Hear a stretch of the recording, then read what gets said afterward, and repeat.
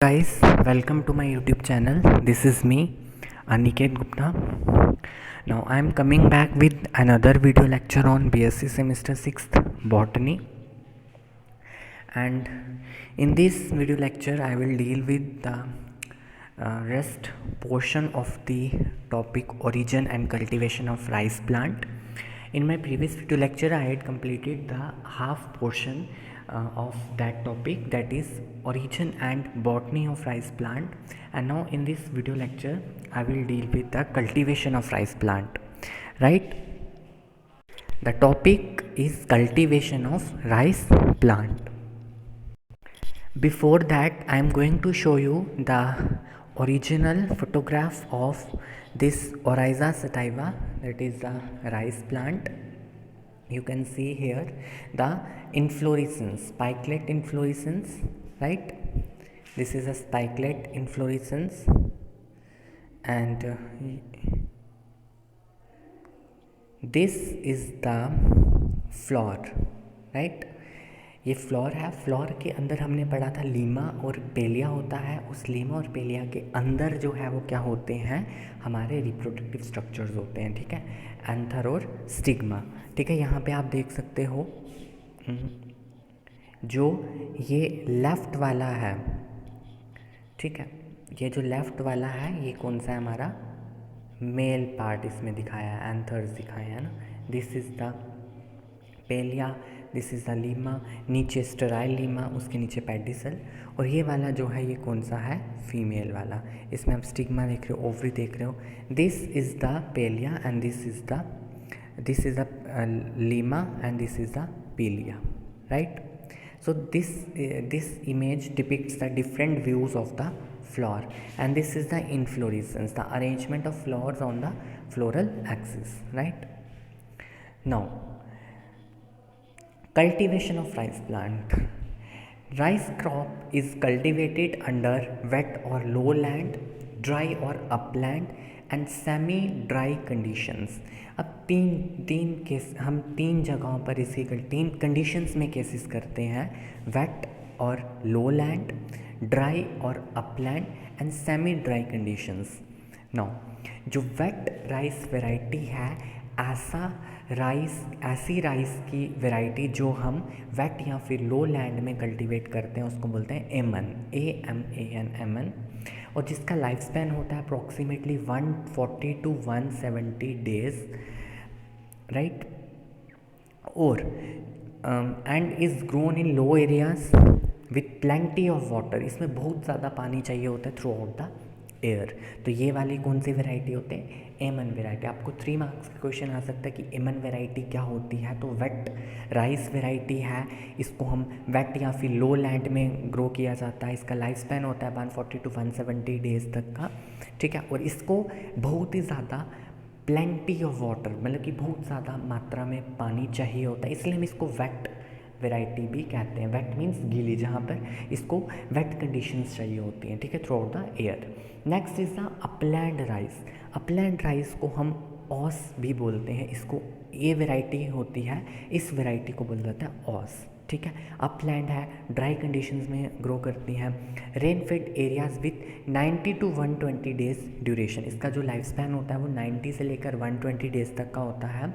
Where as the semi dry rice, ऐसा rice जो semi dry conditions में grow करता है उसको बोलते हैं बोरो.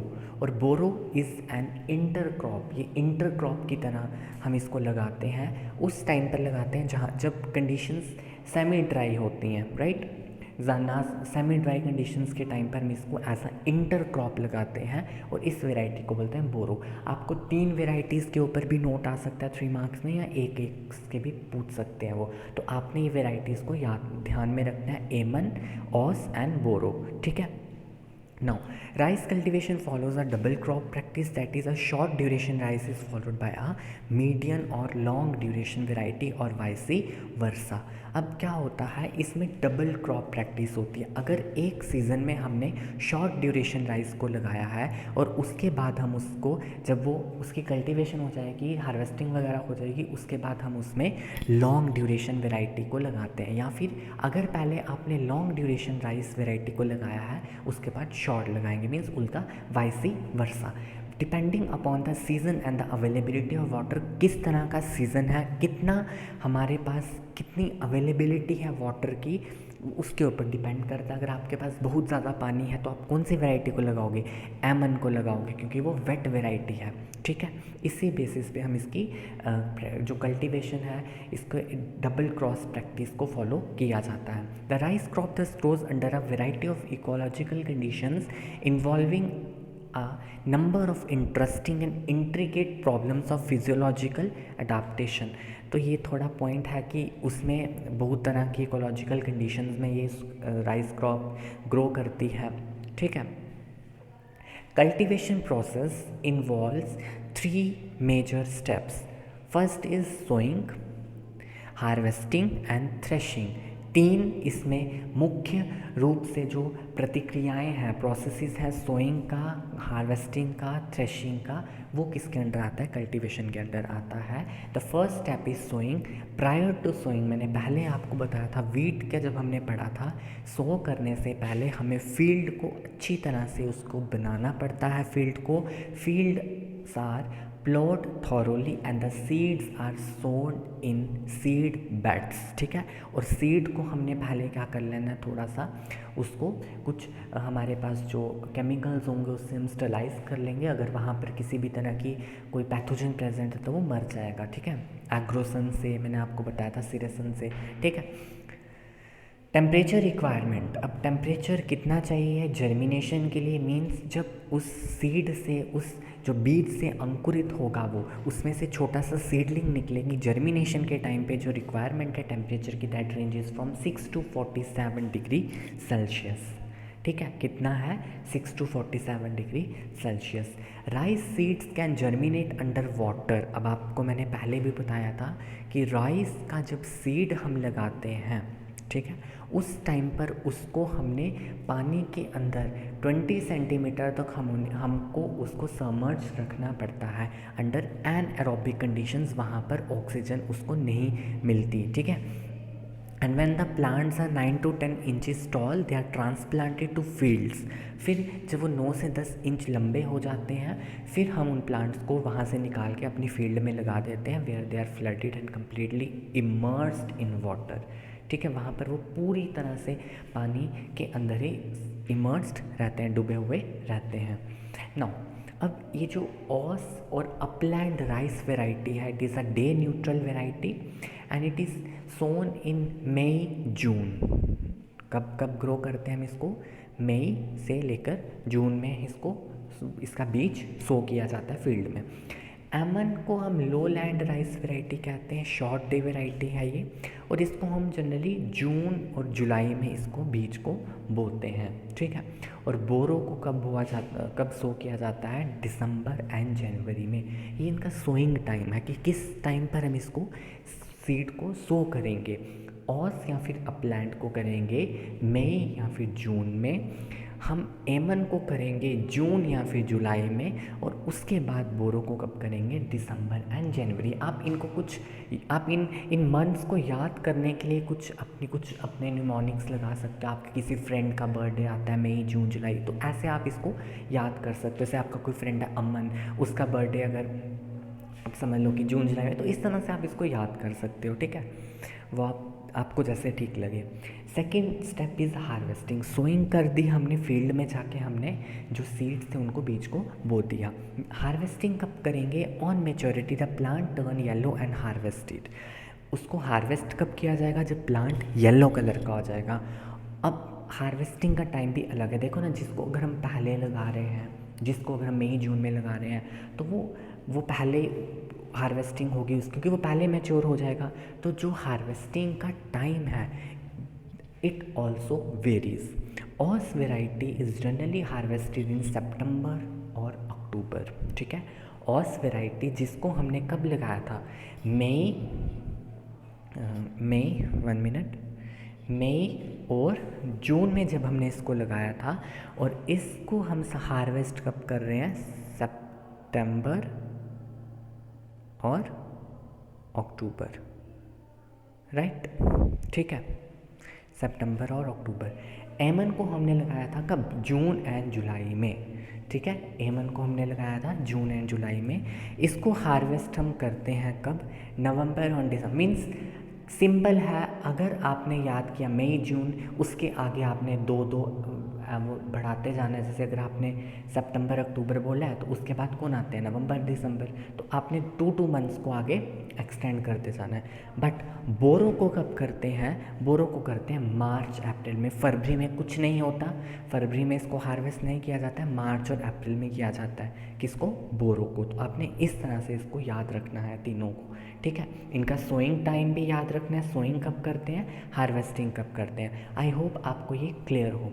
Now the plants are harvested by cutting their stalks. अब इनको हार्वेस्ट कैसे किया जाता है? इनकी जो स्टॉक्स होती हैं उनको कट कर दिया जाता है and piling them up for drawing. Means ढेर लगा दिए जाते हैं बड़े बड़े, और उनमें ढेरों को क्यों लगाते हैं? ताकि वो सूख जाए, ड्राई हो जाए, ठीक है। The grains are kept intact within their husk. मैंने आपको पहले भी बताया था कि जो हमारा राइस होता है, जो राइस आप खाते हो, वाइट कलर का जो ग्रेन होता है, it is enclosed with in a husk, ठीक है, विद इन अ हस्क। उस हस्क को निकाला जाता है। जब वो हस्क के अंदर होता है उसको हम धान बोलते हैं या पैडी बोलते हैं। जब उसको वहाँ से निकाल दिया जाता है तो वो राइस बनता है। तो इसीलिए जो ग्रेन्स होते हैं they are kept intact within their husk and are separated only before use. जब हम उसको यूज़ करना होता है तभी हम उनको हस्क से निकालते हैं। Next step is threshing. अब थ्रेशिंग का मतलब हो गया, तो the grain which is enclosed within the husk is commonly known as dhan. For domestic use dhan is threshed by pounding the husked grains with a wooden mallet and then winnowed. उसको wooden लकड़ी से उसको मारते हैं और उससे क्या होता है, वो वहाँ से उसके बीच अंदर जो राइस होता है वाइट कलर का वो निकलता जाता है।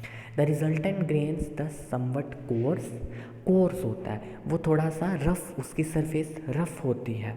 जो ग्रेन अंदर से निकला, हस्क के अंदर से जो ग्रेन निकला, that is somewhat course and it has nutrient content of protein, fat, starch. उसके अंदर प्रोटीन कंटेंट बहुत ज़्यादा होता है, फैट कंटेंट बहुत ज़्यादा होता है, स्टार्च कंटेंट बहुत ज़्यादा होता है।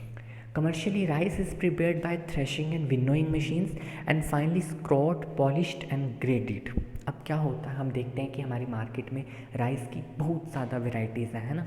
हम टीवी में भी एडवर्टाइजमेंट्स देखते हैं, है ना। बासमती राइस हो गया, उसके बाद इंडिया गेट, है ना, राइस की वैरायटी है। कितने अच्छे अच्छे पुलाव बनाते हैं ना, मन करता है खा जाओ। तो उस राइस को किस तरह से बनाया जाता है, उसको हम पॉलिशिंग होती है, उस राइस की पॉलिशिंग होती है। पॉलिशिंग के बाद उसको ग्रेड किया जाता है कि ग्रेडिंग कर देते हैं कि ये अच्छी क्वालिटी का है, उसके बाद ये उससे लो क्वालिटी का है। तो यही बोला गया, commercially rice is prepared by threshing करके उसको उनसे निकाला जाता है विनोइंग मशीन से, ठीक है। उसके बाद finally scoured, polished and graded. The rice though fine loses its outer nutrition. Means अब होता क्या है, जब हम उसको ज़्यादा पॉलिशिंग वगैरह करते हैं और इस प्रोसेस के दौरान जो राइस होता है वो कहीं ना कहीं थोड़ी बहुत अपनी न्यूट्रिटिव कंटेंट को लूज़ कर देता है, ठीक है। कहीं ना कहीं न्यूट्रिटिव कंटेंट ऐसे पूरा लूज़ नहीं होता है, थोड़ा सा ही लूज़ होता है। The rice though fine loses its outer nutritive content. और आपके जो राइस है वो बैग्स में पैकेजिंग होती है उसकी, फिर वो मार्केट्स में आता है, फिर हम उनको घर में लाके पका के खाते हैं। तो this is all about the cultivation methodology. सबसे पहले सोइंग है, उसके बाद हार्वेस्टिंग है, उसके बाद थ्रेशिंग है, ठीक है। Now what are the uses of rice. हमने पहले ही पढ़ा था कि rice forms the main staple form of food in all over the world. Means पूरे के पूरे वर्ल्ड में ही इसको खाया जाता है। और हमने बात की थी सबसे जो इंडिया है, इट इज़ सेकंड। इंडिया और चाइना जो है वो 50% जो है राइस को वर्ल्ड में प्रोवाइड करते हैं, ठीक है। उसके बाद it is the most common form of food consumed by millions of people all over the world.